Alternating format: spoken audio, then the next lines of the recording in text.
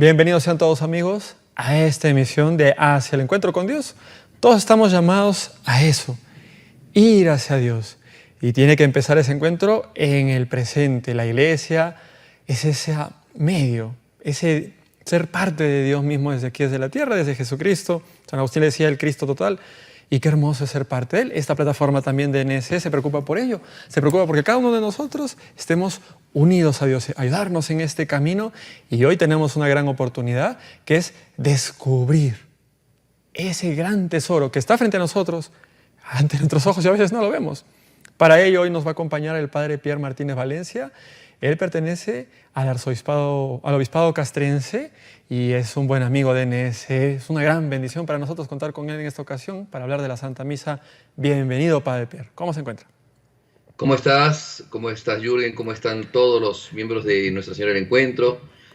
Para mí es una gran alegría siempre encontrarme con ustedes y poder vivir, ¿no? Y platicar nuestra fe y compartir, ¿no? La sana doctrina de la Iglesia y de manera muy particular ahora que estamos haciendo estos programitas sobre la Eucaristía, hablar de este sacramento de amor, de este sacramento en donde Cristo se ha entregado, este sacramento que se ha convertido en el corazón de la Iglesia, ¿no? En el centro de la Iglesia y en el centro de la vida de la Iglesia, y en el centro de donde la Iglesia, como decía, esto lo decía el Papa Benedicto XVI, es el centro de donde dimana todo el bien de la Iglesia y también es el centro que congrega a toda la Iglesia, ¿no? Entonces es una cosa realmente muy linda hablar de la Eucaristía. Sí, no solo no se puede hacer de lado, sino que es esencial y hermoso. ¿Y cuántas veces, padre, no lo aprovechamos, no lo vivimos, no le sacamos todo el jugo, no lo valoramos como lo que es? Es el amor de Dios, el cielo y la tierra, el santo sacrificio de la cruz. Es tan sagrado, es tan hermoso. Gracias, padre. Y ayuda mucho a la gente este programa. Han habido ya antes con Hernán y usted 2 programas acerca de la Santa Misa. Este sería el tercero. Y ahora vamos a desarrollar, padre, pues unos aspectos muy esenciales, muy fundamentales de la Santa Misa, ¿verdad? Así es, así es. Vamos a ver entonces, creo, ahora corresponde un poco tratar sobre la Eucaristía en estas dimensiones que la Iglesia nos ha enseñado que tiene, la dimensión sacrificial de la Eucaristía y la dimensión de la presencia eucarística, es decir, de la Eucaristía como sacramento y de la Eucaristía como sacrificio, ¿ya? Y creo que siempre es bueno partir de lo que nos enseña la Sagrada Escritura. Y voy a tocar los datos bíblicos de manera más bien histórica para mostrar el testimonio, es un testimonio muy bonito que nos da la Sagrada Escritura, sobre cómo participaban de la misa los cristianos, ¿no? Cuando Adelante, Cristo... padre, porque puede ser un poco pesado a veces hablar de sacrificio, de presencia, de una forma así teológica muy profunda, pero necesitamos verlo y usted lo hace además muy bien, muy ameno en la Sagrada Escritura. Entonces, también desde el Antiguo Testamento ya nos está hablando de la Santa Misa, padre. Claro, sí, vamos a verlo en realidad desde el Nuevo Testamento. Tú sabes que Cristo tiene un capítulo en el Evangelio de San Juan que nos habla sobre la Eucaristía. Capítulo 6. El capítulo 6, claro, de la doctrina eucarística, ¿no? Y revela a Jesucristo, su cuerpo es verdadera comida, su sangre es verdadera bebida, y hay que comerlo. Hay que comerlo, y el que lo come tendrá vida eterna.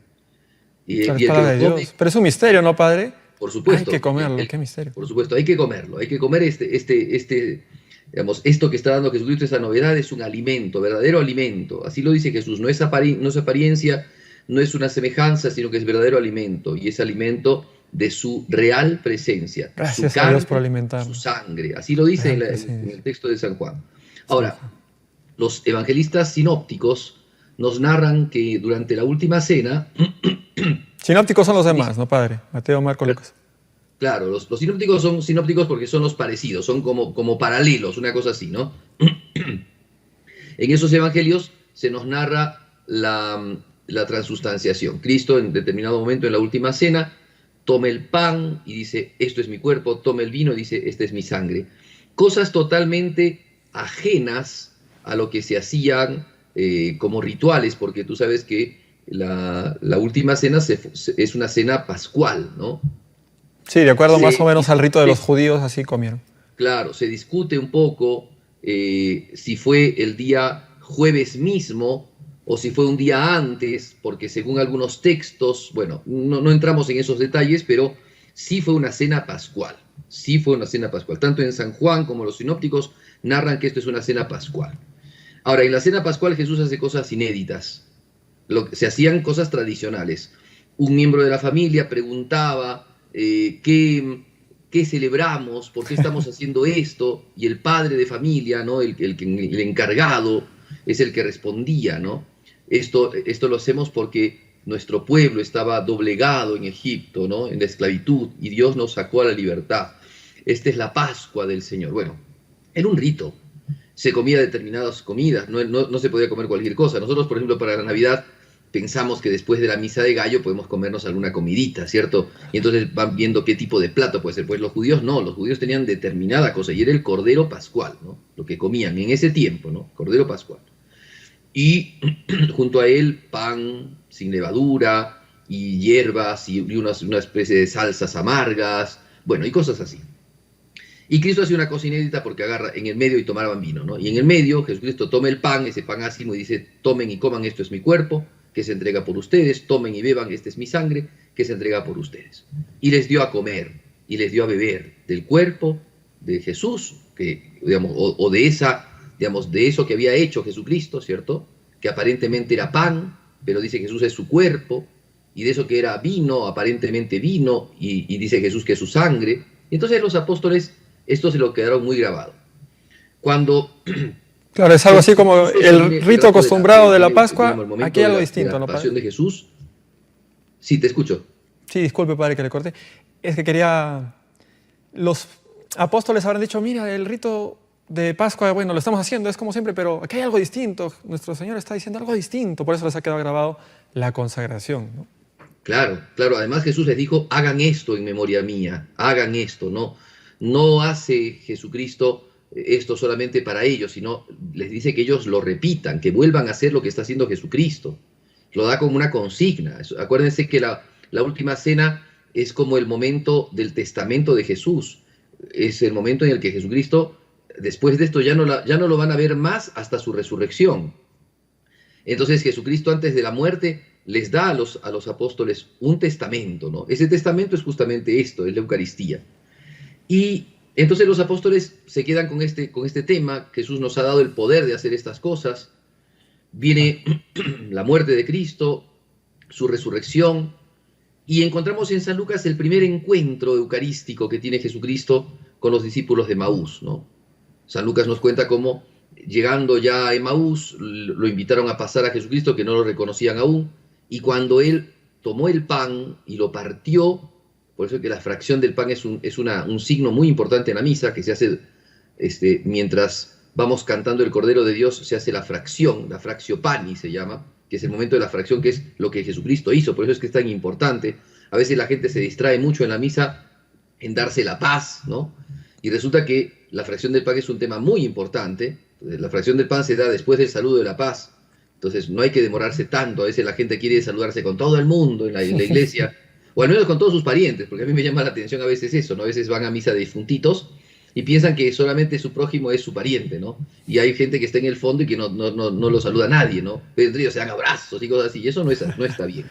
El saludo de la paz es un saludo concreto, determinado. Se da a la derecha e izquierda, de manera, digamos, sin moverse del templo, sin hacer demasiado espamento. Estamos frente a Jesucristo Eucarístico y a un rito tan importante como es la fracción del pan. Padre, decir, en esas dos personas a las que le damos la paz, ¿están incluidos todos? En principio sí. O sea, se entiende que es un signo. Porque si fuese así, tendríamos que ir por toda la iglesia y darnos saludos con todos los miembros de la iglesia y salir de afuera en la calle y darnos la paz también con todos, ¿me entiendes? Sí. Pero eso solamente es un signo, pues, ¿no? Claro, entonces, como signo, el saludo de la paz se da a derecha y izquierda. Inclusive se dice: la paz sea contigo, y el otro te responde: y con tu espíritu, ¿no? Entonces es eso, como signo litúrgico. Igual esto es un paréntesis, ¿no? Pero, entonces, en ese momento viene la llamada fractio panis, que es un rito que se hace dentro de la misa, que representa este momento en donde los discípulos de Emaús pudieron reconocerlo a Jesucristo en la fracción del pan. Tan importante entonces, el momento de los discípulos de Emaús, que está también allí, ¿no? En la misa, en la fractio panis. Claro, claro. Bueno, y entonces los discípulos de Emaús reconocen a Jesucristo, se van a Jerusalén. Ahí encontramos un testimonio clarísimo, eucarístico. Hay muchos que hablan de este tema. Algunos dicen: no, no fue un signo eucarístico, solamente Jesucristo es un rito judío y lo reconocieron, pero bueno, esto tiene un montón de idas y vueltas de los exégetas, ¿no? Pero sería una cosa bastante exagerada decir que Jesucristo no hizo ahí signos litúrgicos o signos eucarísticos, porque lo que hubieran reconocido no es a Jesucristo, sino a un judío. Y estaban hablando entre judíos. Entonces, no es lógico lo que dicen estos exegetas que creen que cuando Jesucristo fraccionó el pan hizo un signo judío. Claro, tiene que ser algo propio de Jesús, para que no lo confundan. Si no lo reconocen. Claro, para que lo reconozcan. Algo propio. Claro, y eso es justo eucarístico. Claro, entonces va Jesucristo, van los discípulos de Maús y ya nos hablan de que han reconocido al Señor en la fracción del pan. Pero después hay otros textos, ¿no? Hay otros textos muy bonitos que se los quiero compartir. Por ejemplo, en los Hechos de los Apóstoles, ahí nomás empezado los Hechos de los Apóstoles, capítulo 2, mira lo que dicen, ¿no? O sea, mientras... Es cuando está hablando San Pedro, ¿no? Sí. Sí, adelante, padre. Sí, te digo, dice los Hechos de los Apóstoles, capítulo 2, 42. Se dedicaban continuamente, habla de los apóstoles y discípulos, ¿no? Se dedicaban continuamente a las enseñanzas de los apóstoles. Mira qué importante esto, porque a la enseñanza. Es cierto, estaba la iglesia, estaban todos los fieles, todos los cristianos, los discípulos de Jesús, pero todos se dedicaban a la enseñanza de los apóstoles. O sea, quien enseñaba eran los apóstoles. Nada menos. Acá hay que tener siempre la diferencia, porque no se trata de una cuestión puramente organizativa. Eran los apóstoles los que tenían ese poder, ¿no? Enseñaban los apóstoles. Esa potestad. Claro. A la comunión, al partimiento del pan, dice el texto, en realidad es claro, a la fracción del pan, pero acuérdate que es San Lucas el que escribe esto. No es otro apóstol, no es otro evangelista, es San Lucas. Y San Lucas ha hablado de la fracción del pan y de cómo lo reconocen a Jesucristo en la fracción del pan. Y nos da señales de que es Jesucristo eucarístico. Entonces, él sabe, se reunían entonces continuamente, asiduamente. ¿Ya? Bien, en este mismo capítulo, en el versículo 46-47, dice: día tras día continuaban unánimes en el templo y partiendo el pan en los hogares. Wow. Llama la atención, ¿no, padre? Porque no es solo los domingos o una vez al año, sino es todos los días. Claro, o sea, era continuamente. Eso lo hacían continuamente, ¿no? Ahora, de manera muy particular lo harán los domingos, pero ya como se ve acá un testimonio histórico de que la iglesia se reunía, pero no se reunía a hacer debates, a hacer solamente catequesis, ¿no? A hacer proyectos, no sé, de obras de caridad. También podría perfectamente haber hecho eso, pero se dedicaban principalmente a la fracción del pan. Y hacían la fracción del pan en los hogares. Comían juntos, con alegría y sencillez de corazón, alabando a Dios. Claro, o sea, además de la fracción del pan, comían juntos. O sea, era también una cuestión caritativa. A partir de la fracción del pan venía también la comunión, ¿no? Los ágapes, los alimentos entre ellos. O sea, emanaba de la misa, de la Eucaristía, la caridad, el compartir, el vivir la comunión de la iglesia misma, ¿no? O sea, unidad. Claro, o sea, a partir de la Eucaristía era la comunión de todos, ¿no? De esa vida de armonía, de comunidad que tenía este primer grupo de los discípulos en Jerusalén. Llama la atención, padre, porque es como decir, mira, esto lo hemos dejado un poco de lado y por eso quizás es que no estamos viviendo esa caridad, esa santidad, ese amor, porque no estamos en el centro, no estamos siguiendo esto que es ir a la enseñanza de apóstoles, ir al centro que es la Santa Misa. Claro. Y mira, y dice, y el Señor, lo que justamente dices tú, y el Señor añadía cada día al número de ellos los que iban siendo salvos. Wow, crecía la comunidad en santidad. A partir de eso era atractivo. Se reunían, hacían la fracción del pan, después compartían sus alimentos juntos, vivían en comunidad y eso atraía a la gente, ¿no? Atraía a los demás. Bueno, muy bien.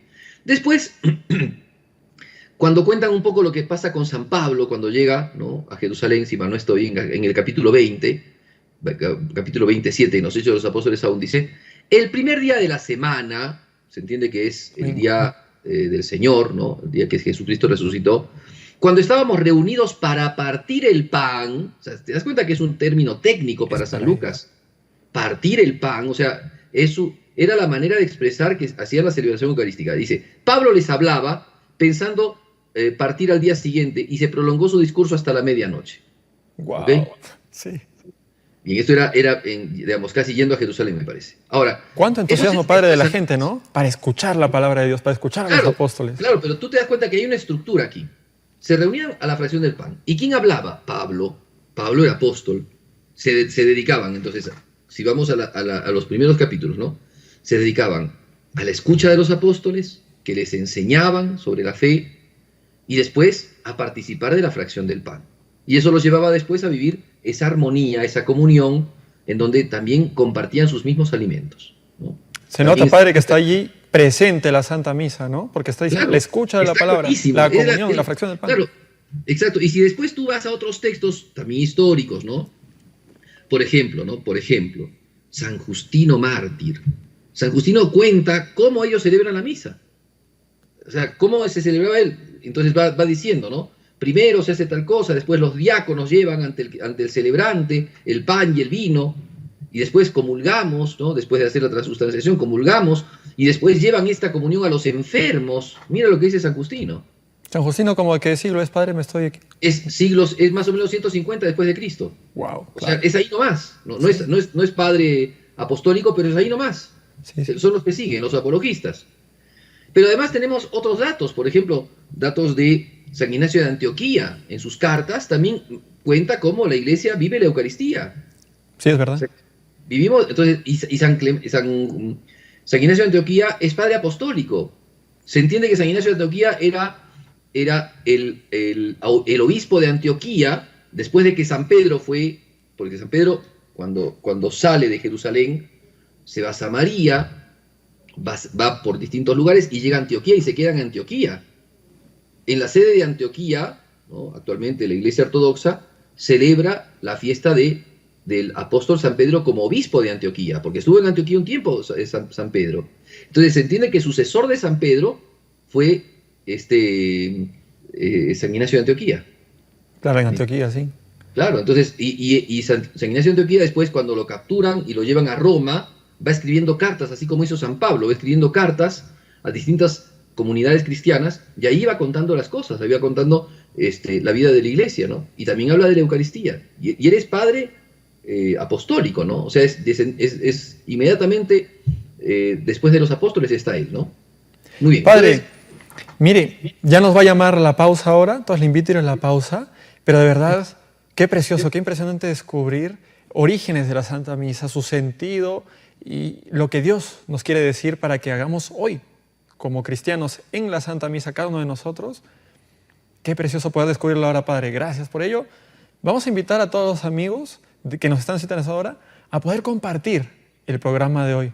Envíenlo a aquella persona que más aman, sus seres queridos, sus familiares, amigos. Envíenlo a aquella persona que quizás está lejos de la Eucaristía, de la Iglesia, y nosotros también. Primero nosotros, que entre estas verdades tan preciosas a nuestro corazón. Entonces le invito, Padre, a ir a una pausa y ya volvemos.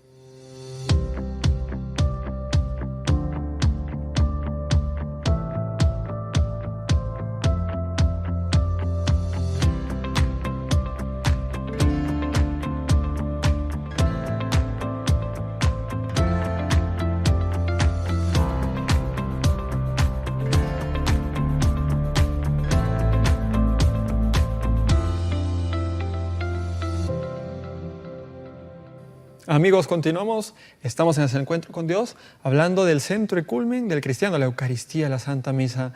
¿Cuánto sentido para ello nos está acompañando el Padre Pierre Martínez Valencia? Muchísimas gracias al Padre. Padre, usted en el anterior bloque comentó que en la Pascua, en la celebración propia de la Pascua judía, que no es lo mismo que la misa católica y la misa bizantina, en fin, se iniciaba recordando a todos ¿en qué estamos? ¿Qué estamos haciendo? Y eso me hizo acordar un poco, Padre, aquello que hacen a veces los psiquiatras, ¿no? Para ver si el paciente está consciente de sus cabales, le hacen unas preguntas para ver si está ubicado en tiempo, en espacio, en persona.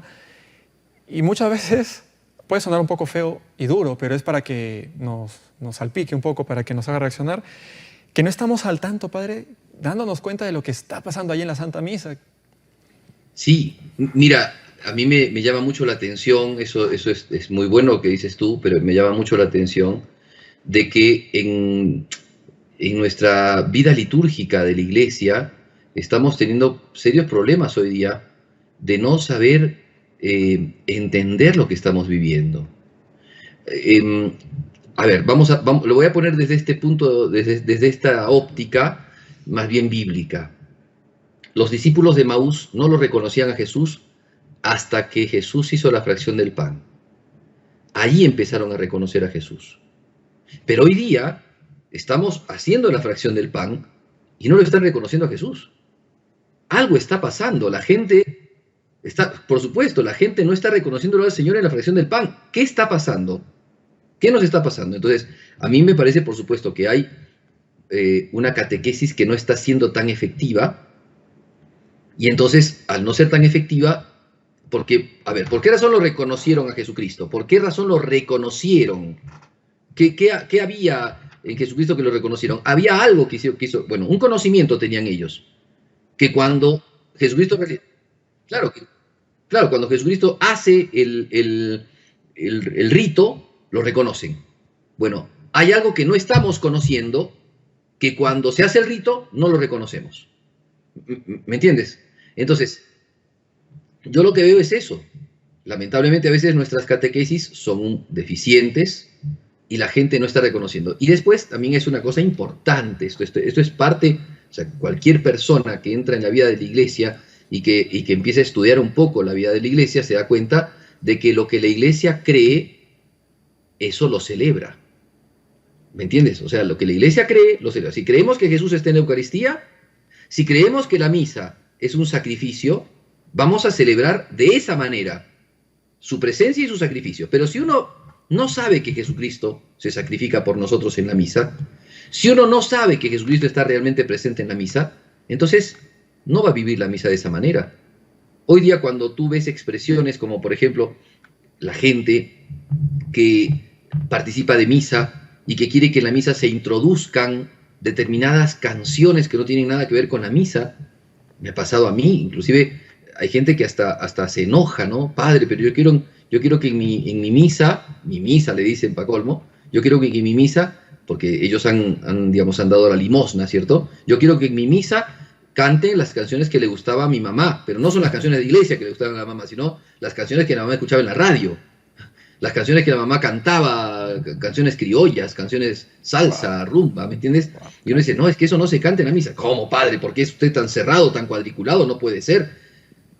O sea, la gente no sabe lo que se celebra, porque si supiera, ni se les pasaría por la cabeza hacer una cosa así. Por supuesto. Claro, ellos pueden celebrar de otra forma esas canciones, pero en la misa no bueno, va. pero a eso voy. O sea, por supuesto que no nos oponemos. Si ustedes quieren, en el atrio yo me puedo cantarlas, no tengo problema, ¿ok? Mientras sean inmorales, yo le canto y le toco la guitarra, no tengo problema. Le toco el cajón, lo que quieran, ¿ok? No, eso no hay problema.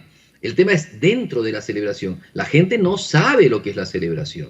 Cabe romper la misa, eso ya deja de ser la Santa Misa. Claro, ¿por qué razón? O sea, la gente tiene muy buen corazón, buena intención, pero no sabe, no lo reconocen al Señor en la fracción del pan. No existen ya esos discípulos de Maús que puedan reconocer a Jesucristo. No lo están reconociendo. O sea, no digo que no existan, sino que ya no hay muchos.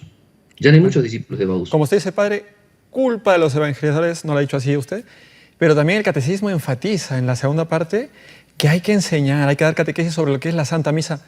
Y eso se ha dejado mucho de lado. Claro, y es que lo que pasa es que a veces se confunden las cosas.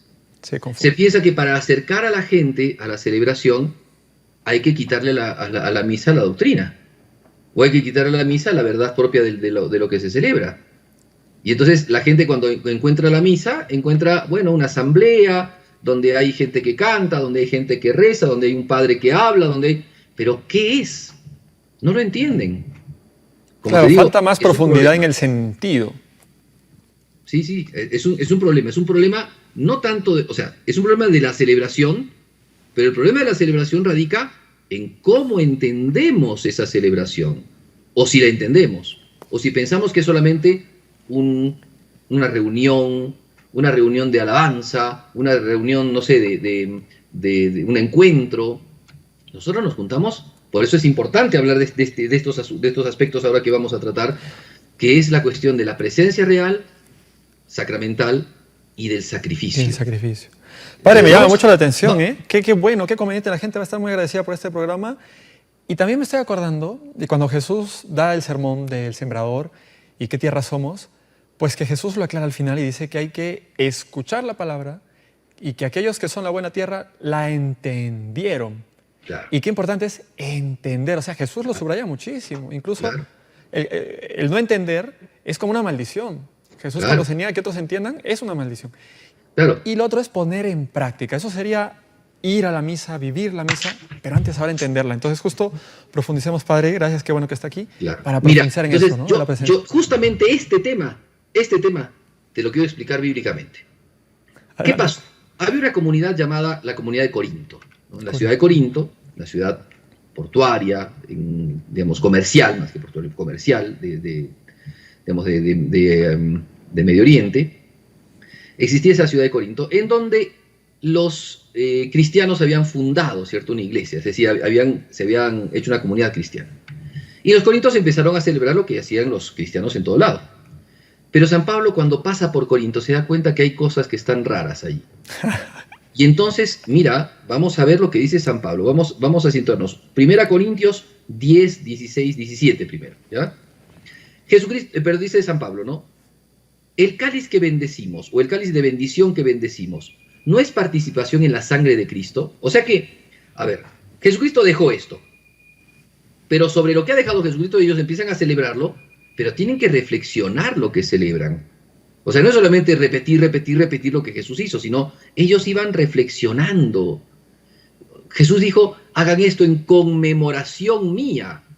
Entonces San Pablo dice, volviendo sobre el tema, la copa que bendecimos, ¿no? El cáliz que bendecimos, no es la participación en la sangre de Cristo. Y el pan que partimos, ¿ven? Pan partido, nuevamente. Acuérdate que el signo, que el término con el que hablan de la Eucaristía, era pan partido, fracción del pan. Sí, y el pan que partimos no es participación en el cuerpo de Cristo, puesto que el pan es uno, nosotros que somos muchos, somos un cuerpo, pues todos participamos de aquel mismo pan. Entonces ya está hablando San Pablo, ya está haciendo una reflexión sobre la Eucaristía. ¿Por qué Cristo nos ha dejado este pan que partimos? Porque ese pan que partimos es Él, ¿no? Y nosotros participamos de Él, participamos de su cuerpo y participamos de su sangre. Entonces está hablando ya San Pablo de una doctrina de fondo que hay en la Eucaristía, en donde hay una presencia. Participamos de la presencia corporal, aunque sacramental, de Jesús.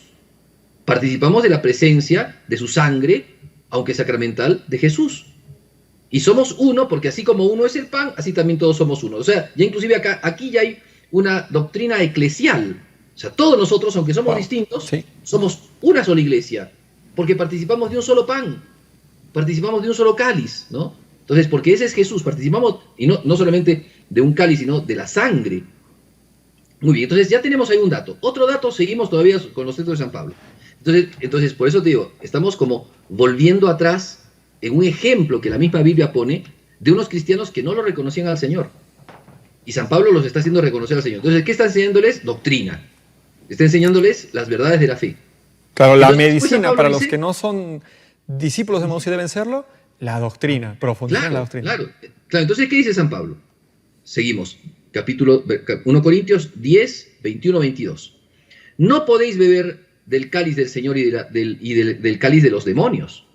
No podéis participar de la mesa del Señor y de la mesa de los demonios. ¿O provocaremos celos al Señor? ¿Somos acaso más fuertes que Él? O sea, no podemos recibir este alimento de cualquier manera. Si estamos viviendo mal, no podemos recibir este sacramento. Mira lo que dice San Pablo. O sea, no estamos acá hablando tonterías. No es una cosa de nosotros. Es bíblico. Bueno, sigo un poco más adelante. Habría muchas cosas que decir aquí, pero bueno. En el capítulo 11, de la misma carta primero a los Corintios, dice, por tanto, cuando os reunís, no es ya comer la cena del Señor, porque al comer cada uno toma primero su propia cena, y uno pasa hambre y otro se embriaga. ¿Qué? ¿No tenéis para comer casas y para beber? ¿O quieres menospreciar a la iglesia de Dios y avergonzar a los que nada tienen? Bueno, entonces después San Pablo va a dar su testimonio de lo que él recibió, la tradición. Porque yo recibí del Señor lo mismo que os he enseñado, que el Señor Jesús, la noche en que fue entregado, tomó el pan y después de dar gracias, lo partió y dijo, esto es mi cuerpo, que es para vosotros, haced esto en memoria mía. De la misma manera tomó también el cáliz, después de haber cenado, diciendo, este es el cáliz nuevo del pacto de la sangre, haced esto en memoria mía, y cuantas veces bebáis en memoria, haced esto cuantas veces lo bebáis en memoria de mí. Por tanto, todos los que coméis de este pan y bebéis de esta copa, anuncian la muerte del Señor hasta que Él venga. O sea, está dando una doctrina. O sea, dense cuenta de lo que están haciendo. Dense cuenta de lo que están haciendo, ¿no? Y entonces, clarísimo, ¿no? Porque está uniendo la última cena con el sacrificio, con el Viernes Santo. Claro, exactamente. O sea, el que come de esto no está comiendo cualquier pan. No está comiendo un pan, no está tomando un cáliz. Está participando del cuerpo y de la sangre. Eso está diciendo San Pablo. Estás participando del cuerpo y de la sangre. Entonces acá ya no hay pan. Acá hay un cuerpo. Acá hay una sangre de la cual estamos participando los que estamos viviendo esta celebración. Bien, entonces a partir de aquí, como te digo, ya este ejemplo nos habla de la reflexión. La Iglesia tiene que reflexionar. Los católicos tenemos que reflexionar sobre lo que estamos viviendo, sobre lo que estamos celebrando. Muy bien, y la Iglesia tradicionalmente nos ha enseñado de que la Eucaristía, ¿cierto? Primero, o sea, tiene un aspecto que es el aspecto de la presencia de Jesús. ¿A qué se refiere, Padre? Bien, que a partir de la transustanciación y no sin ella, Jesús, por las palabras y la eficacia de sus palabras y la eficacia del sacramento, Jesucristo está realmente presente en la Eucaristía, realmente presente. O sea, la Eucaristía no es una apariencia de Jesús, no es un signo de Jesús, no es una imagen de Jesús, no. La Eucaristía es Jesús. La otra vez, con mucha pena lo digo, claro, la gente no se da cuenta, pero bueno, tenemos que decirlo, ¿no? Bueno, Padre Pierre, perdón, ¿se podría hacer este paralelo, por ejemplo, en la Eucaristía? Es estar ante Jesús como un discípulo, como un apóstol más, allá en el año 35, en el año, 32, 31 de su vida pública de Jesús, estar con Él en el Gólgota, en su crucifixión, estar con Él, en esa misma última cena, estar con Él. A diferencia de lo que podemos pensar a veces, o sea, parece, ¿no?, por nuestra falta de reverencia, nuestra falta de amor, nuestra falta de valoración de la Santa Misa, que es como si más bien estuviésemos ante una película de Jesús o viendo a Jesús, el mismo Jesús, pero a través de una pantalla de televisión, que no es lo mismo que estar ante Él realmente, en su presencia real, lo que es la misa, ¿no? Exacto. O sea que por la Eucaristía, o sea, si la Iglesia reflexiona así, estás comiendo la carne de Jesús, estás bebiendo la sangre de Jesús, carne y sangre de Cristo vivo. Entonces se entiende que si está su carne, si está su sangre, está su presencia real, ¿no? Aunque sacramental. Entonces la Iglesia reflexiona esto y te dice, Jesús está presente realmente en la Eucaristía. O sea, bajo las especies de pan y de vino, que ya voy a explicar qué significa especies de pan y de vino, está realmente Jesús presente. El Señor está realmente vivo y presente.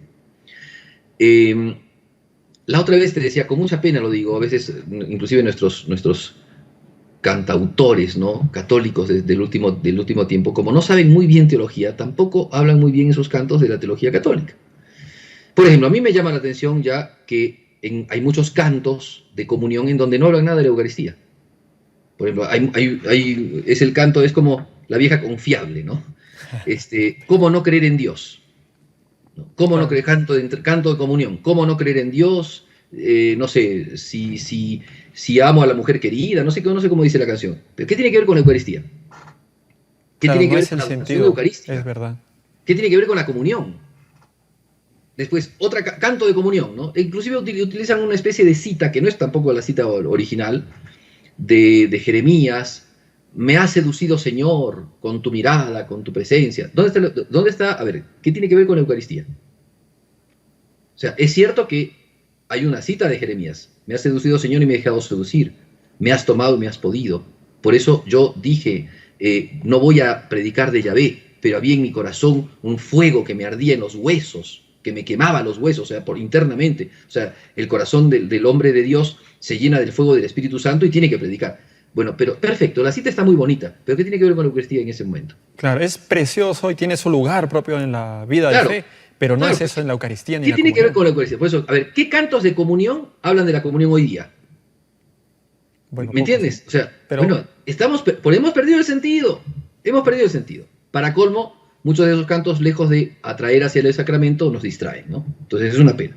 Ahora, pero hay un canto, que la otra vez escuché, que decía, por ejemplo, ¿no?, que estás tú escondido en el pan. No me acuerdo cómo era el cantito, pero decía, tú estás escondido en el pan, ¿no? Y Jesús no está escondido en el pan, perdóname que te diga, eso es una herejía. Jesús no está escondido en el pan. Jesús está escondido en las especies, digámoslo así. Ahí ya no hay más pan. Ahí no hay pan, sí. En la Eucaristía no hay más pan, por tanto no está escondido en el pan, no hay más pan. Concretamente, la doctrina católica enseña que Jesús está ahí. Bueno, no esa hay canción le pan. faltaba en la apariencia del pan. Ahí está, podríamos decir eso. O en el olor del pan, o en el sabor, pero no. ¿Por qué la apariencia? Porque ahí vamos, ¿qué enseña la teología católica? Que se mantienen, ¿no?, los llamados accidentes, las llamadas cualidades, ¿ah? El color, el peso, el sabor, el olor, pero ahí ya no hay pan. Entonces, se llama transustanciación porque una sustancia que se llamaba pan ya no está.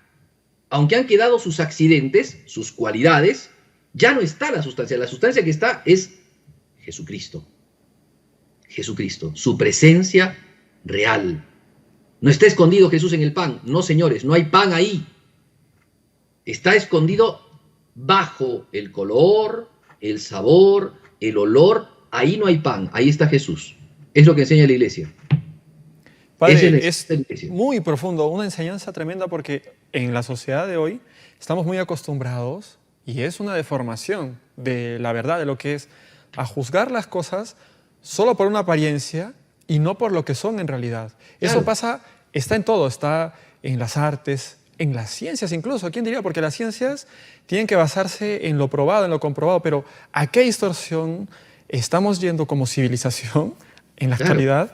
Pero, ¿Qué pasa eso, no? Más bien, padre, quería continuar con esto que usted está comentando, pero es necesario que vayamos a una breve pausa. Le invito, padre, a la pausa.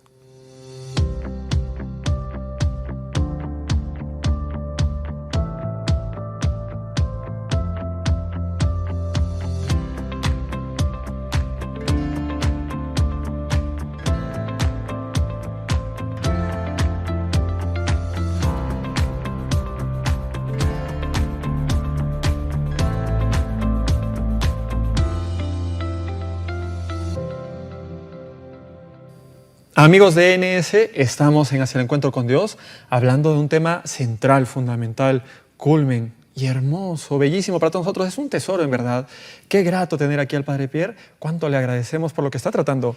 Padre, estábamos hablando de la presencia real de Cristo y estábamos hablando específicamente de cómo hay que entender que está allí Jesús presente y cómo hay que diferenciar lo que es las apariencias y cómo, bueno, díganoslo mejor usted, Padre. Sí, además está el tema de las palabras. Hay algunos que dicen, bueno, pero son un juego de palabras, ¿no? Es un juego de palabras, no es lo mismo, perdón, es lo mismo decir escondido en el pan que escondido en las apariencias. No es un juego de palabras. Es la realidad. Las palabras nos hablan de las esencias de las cosas. Las palabras nos explican las esencias de las cosas. Y no podemos decir nosotros ser contrarios a lo que nos enseña la fe. Jesús está presente y está presente todo en todas las partes. Amén. O sea, justamente porque Jesús no está presente, no está escondido en el pan, ¿me entiendes? Sino que está presente en eso que ya no es pan, aunque tenga la apariencia de pan, es que Jesús todito está presente. En la hostia magna que agarra el sacerdote y que fracciona, en las hostias pequeñas, en el pedacito de hostia que el sacerdote, tú has visto que en el rato de la fracción del pan, el sacerdote además fracciona un pedacito chiquitito de hostia y lo deposita en el cáliz con la sangre de Jesucristo, ¿no? Bueno, ese rito, se llama inicio, ese rito, ¿no?, manifiesta la resurrección de Cristo, Cristo nuevamente unido con cuerpo y alma, de alguna manera quiere representar esto, ¿no? Bueno, pero en ese rito, o sea, se sabe que Jesús está todo en todo, hasta en la gotita más chiquitita del cáliz está Jesús. Hasta en el pedacito más chiquitito de hostia está Jesús. Por eso hay que tener mucho cuidado, por ejemplo, con las partículas del cuerpo del Señor. Ustedes se han dado cuenta que el sacerdote, cuando celebra la Santa Misa, termina de comulgar él y en principio agarra sus deditos y después los lava, los purifica.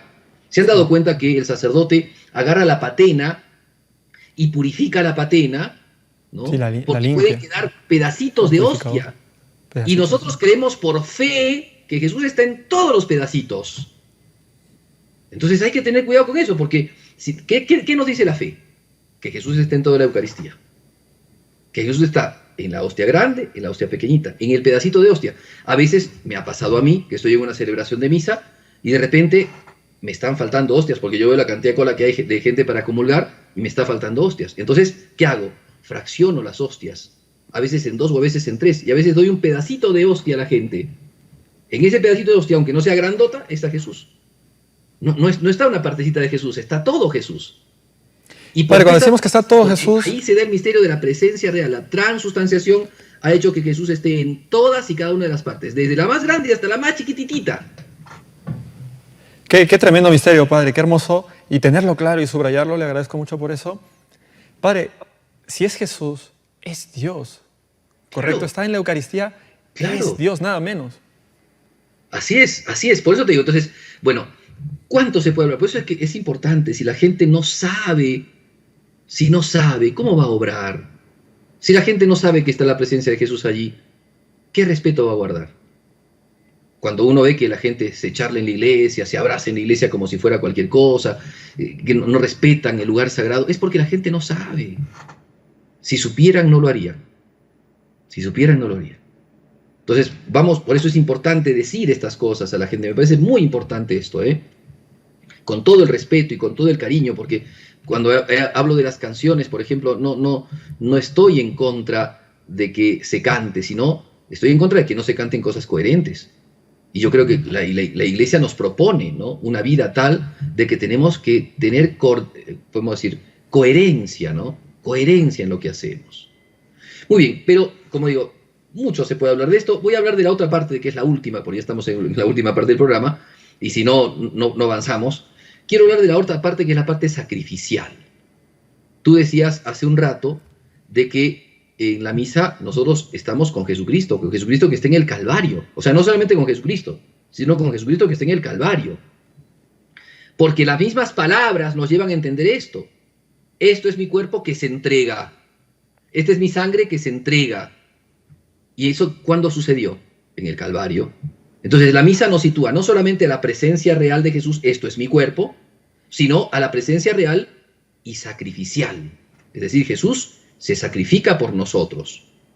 Entonces, la misa es un recuerdo del sacrificio, es una memoria, estamos recordando, estamos como haciendo una obra teatral del sacrificio. No es así, de ninguna manera. La Iglesia ha enseñado siempre que la misa no es un recuerdo del sacrificio, no es una imagen del sacrificio, no es para recordar que Jesús hace 2000 años murió por nosotros, no. Claro, qué hermoso. Es una actualización del sacrificio.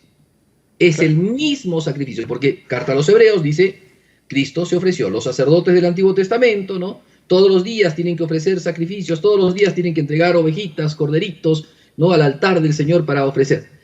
Hay un sacerdote que entró una sola vez en el santuario de su cuerpo y ofreció un sacrificio. Ese es Jesucristo. Su sacrificio es una sola vez para siempre. Bueno, es ese solamente sacrificio, ese único sacrificio del sumo sacerdote que se repite, que se actualiza en la celebración de la misa. Entonces, no es apariencia, sino es realidad. Y aquí vamos a ver algo más que es importante. Porque a veces sucede que la gente cree que la misa es de mentiritas. Entonces, por ejemplo, te pongo un caso, ¿no? Hace no mucho tiempo me pidieron ir a celebrar la Santa Misa, fui a celebrar la misa y la gente me dice, padre, hemos traído para ofrendas, porque estaban festejando el Día del Trabajador, hemos traído las herramientas de un trabajador. Hemos traído el rosario de la madre fulanita. Hemos traído unas fotos. Entonces digo, a ver, vamos por partes. Primero, ¿qué es la ofrenda? ¿Es una mentirita? O sea, ¿qué es ofrendar? ¿Qué es ofrecer? Es entregar, es regalar. En el ofertorio, la gente ofrece el pan y el vino que van a ser el cuerpo y la sangre de Jesús. Y la procesión de ofrenda, que el nuevo ordenamiento del misal romano nos dice que se puede hacer o procesiones de ofrenda, nos dicen que tenemos que llevar el pan y el vino que van a ser ofrecidos. O sea, ¿qué significa esto? La hostia y el vinito. lo que va a ser ofrecido, lo que va a ser ofrecido en el altar. Pero la gente no, te trae un pan redondo y te trae un uvas. ¿Y qué es eso? O sea, esas ofrendas sí pueden ser, por ejemplo, para los pobres, porque ¿qué dice la iglesia, no? ¿Qué dice la liturgia? Que junto al pan y el vino se pueden ofrecer determinados elementos para el servicio del culto, o también alimentos o determinados bienes para la caridad con los pobres. Entonces, a ver, si tú entregas herramientas, se entiende que las herramientas las vamos a tener que entregar a un pobre. Claro, no son prestaditas para una actuación. Pobre mecánico. Vamos a tener que entregar sus herramientas. O vas a ofrecer las herramientas y te las vas a quedar de vuelta. ¿Me entiendes? O sea, es un engaño. Es un engaño. Entregas el rosario de la madre fulanita. Oye, pero la madre fulanita te ha regalado el rosario para entregárselo a otra gente para regalarlo. ¿O estás haciendo un engañito? A ver, que aparezca nomás. Que aparezca. ¿Se entiende? No están bien esos signos. En la misa se piden cosas reales. Por eso es que, por ejemplo, si hay velas, tiene que ser velas reales, no aparentes. Si hay incienso, tiene que arder, porque el incienso arde en la misa. Si hay flores, no tienen que ser de plástico, tienen que ser reales. La misa es algo real, no es algo aparente. La misa trabaja sobre signos. Los signos no son obras teatrales, son elementos que te manifiestan cosas más profundas. Entonces, la misa es un verdadero sacrificio.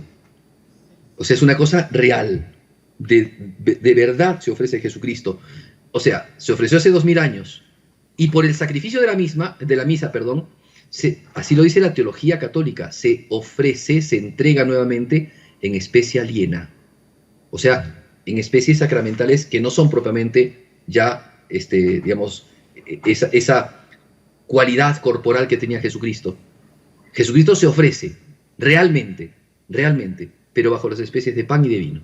O sea, bajo esas cualidades de las que hablábamos antes, de pan y de vino. Se ofrece nuevamente. Se ofrece por nosotros. No es un nuevo sacrificio, es el mismo. Se actualiza. Se actualiza. O sea, nosotros lo vivimos. Nosotros no lo vivimos. Nosotros no estuvimos en el Calvario. Pero por la misa, nosotros lo vivimos. Nosotros estamos participando. ¿Ven? Lo que decía San Pablo. No estamos participando del cuerpo y de la sangre de Cristo los que participamos de esta celebración. No estamos participando del cuerpo y de la sangre de Jesucristo. Pues es justamente eso. La Eucaristía es la actualización del sacrificio de Jesús.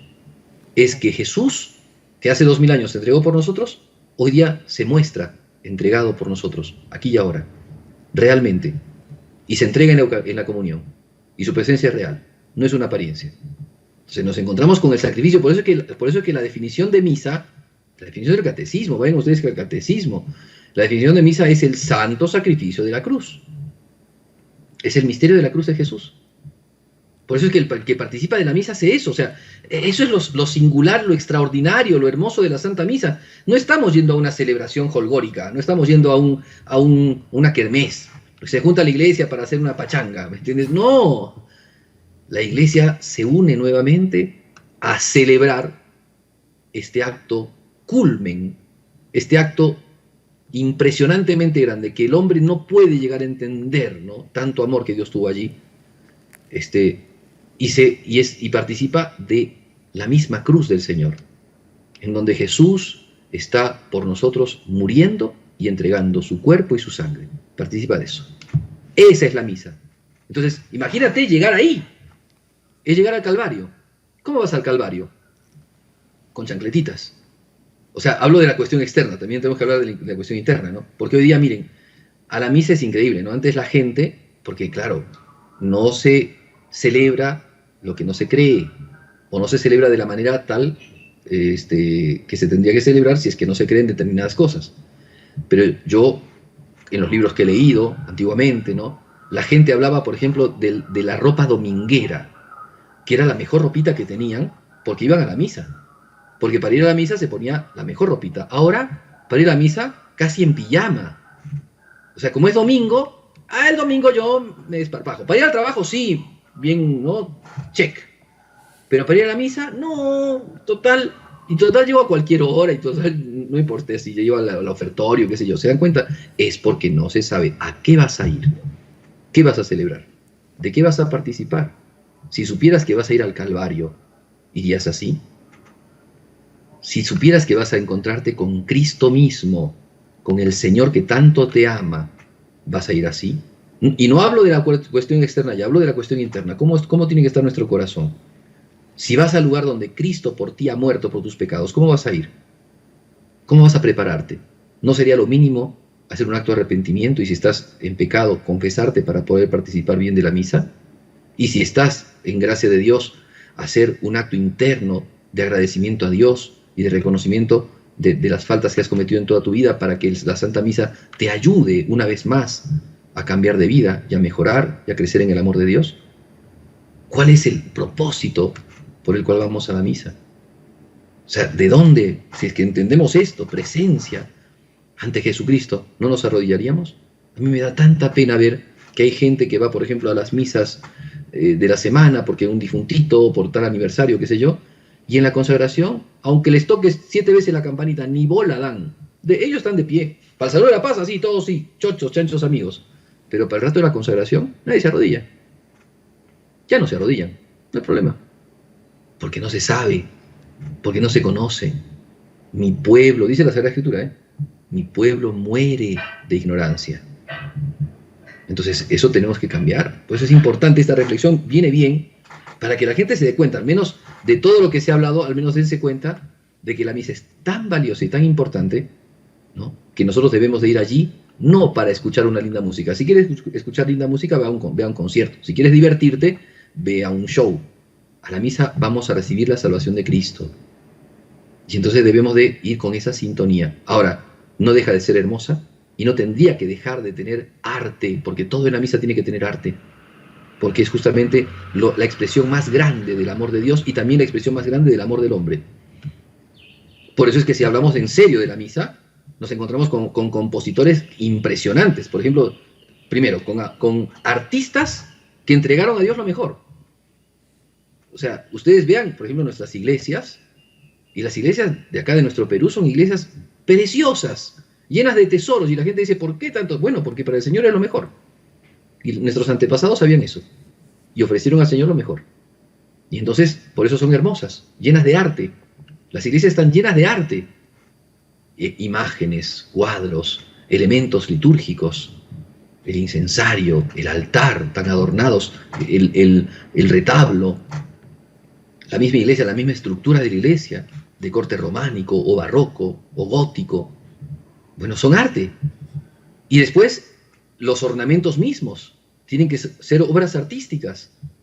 Y después, el mismo, podríamos decir así, ministerio que acompaña la celebración, como por ejemplo los lectores, los acólitos, los cantores, la escola cantorum. O sea, cuando hablamos de la misa en serio, no nos juntamos así nomás de manera, simplona, a hacer lo que mejor podemos. Eso requiere una elaboración, una preparación. Para cantar cantos de misa no podemos entrar así nomás de manera espontánea a hacer lo que queramos. Improvisar. Claro. La iglesia tiene un tipo de arte, un tipo de canción que se llama canto sacro. Y eso lo desconocemos. Por eso es tan importante, ¿no? O sea, miren, sencillamente es mirar con sentido común las cosas. No es exagerar, no es nada. Sencillamente seamos lógicos en lo que hacemos, ¿no? Seamos lógicos en lo que hacemos. Entonces, si vamos a participar de la misa, que es un sacrificio y que es una presencia de lo más sagrado que hay, veamos con qué disposición vamos y veamos cómo participamos. Y participemos con el corazón entero, entregado a Jesús. Así es, Padre. Padre, es tan hermoso lo que tiene la Santa Misa, que es de verdad para quedarse en éxtasis o anonadado, en fin. Incluso ahora, para seguir hablando de toda esa sacralidad, de ese sentido, de esta parte sacrificial, presencial, y de cada rito de la Santa Misa, ¿cuántos programas nos faltarán? ¿Cuántos bloques nos gana el tiempo? El día de hoy, por ejemplo, ya nos ha ganado el tiempo, se ha ido rapidísimo, pero qué hermoso, Padre. ¿Cuántas veces hemos ido a lugares de arte, museos, lugares turísticos internacionales, y las personas allí, por un enorme respeto, reina el silencio, reina una calma entre todas las personas que están ahí presentes? Y la misa es mucho más que eso. Y a veces lo que reina es, Ya ha mencionado usted varias cosas. ¿Cuánto amor le podemos dar a Dios en la misa, que es el lugar donde Él nos está dando el mayor amor? Su propia vida, a su Hijo unigénito, toda su sangre. Es que es demasiado, Padre. Y nos va a faltar el tiempo. El día de hoy ya por lo menos se nos ha ido corriendo y queda mucho preguntarle. Entonces está pendiente la invitación para seguir hablando de la Santa Misa, Padre, porque es esencial. Hay mucho más que decir. Entonces, ¿contamos con usted, Padre? Por supuesto que sí, por supuesto. Muchas gracias, Padre. A todos los que nos están sintonizando, antes que se vaya el Padre, le vamos a pedir su bendición. Y en esa bendición, pongamos nuestro corazón en el Señor, el de nuestros seres queridos, para vivir la misa como lo que es. No como lo que quisiéramos que sea o lo que hemos entendido, sino como lo que es, lo que debe ser, lo que Dios nos da. Y hacemos eso entonces, Padre, por favor, su bendición a todos nosotros. En el nombre del Padre, del Hijo y del Espíritu Santo. Amén. Y la bendición de Dios Todopoderoso, Padre, Hijo y Espíritu Santo, descienda sobre ustedes y los acompañe siempre. Amén. Muchas gracias, Padre. Muchas gracias, amigos. Compartan este programa y ya nos encontramos en una próxima emisión de Hacia el Encuentro con Dios.